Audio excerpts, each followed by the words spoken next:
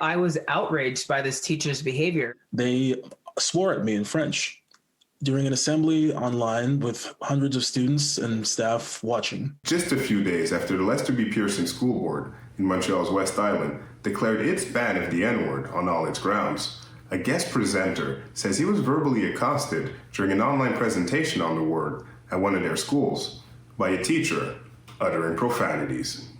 As the founder of the organization, I don't want my staff to be disrespected or mistreated. And, as the other half to my brother, being his twin, it hurts me to see someone attacking him like that. I was so infuriated, and it was just so disheartening.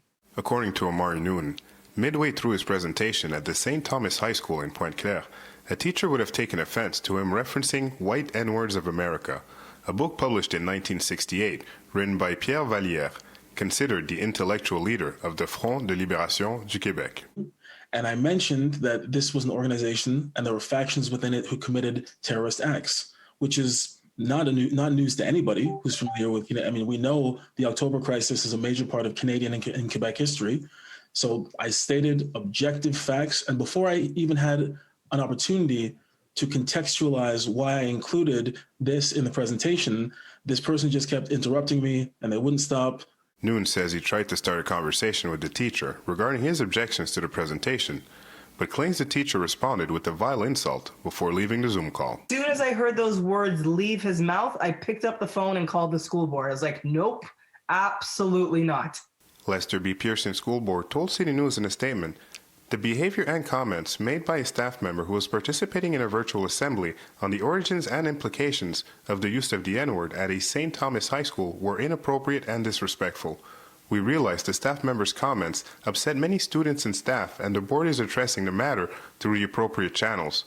We regret any distress this incident may have caused members of our community and will continue to do the necessary work across our board to promote diversity, equity, and inclusivity.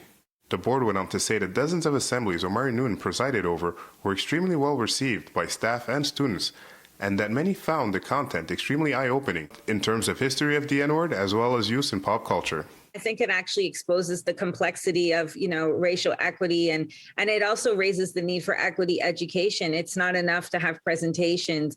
Clearly, this invoked a conversation that felt very emotional for both people. So again, it presents us with this dilemma. It's not enough to do performative actions, and Overture of the Arts have been doing great work. But when I say performative, I'm talking about school boards, and I call on them to do more equity work and to look at their programming and to look at what they're doing and to try to delve into deeper. Well, it's an unfortunate situation. What you're seeing is the pushback. A lot of people are threatened by the fact that people who have been traditionally the underdogs and who have been accepted as being the underdogs and has been assigned this role, that is where they should be.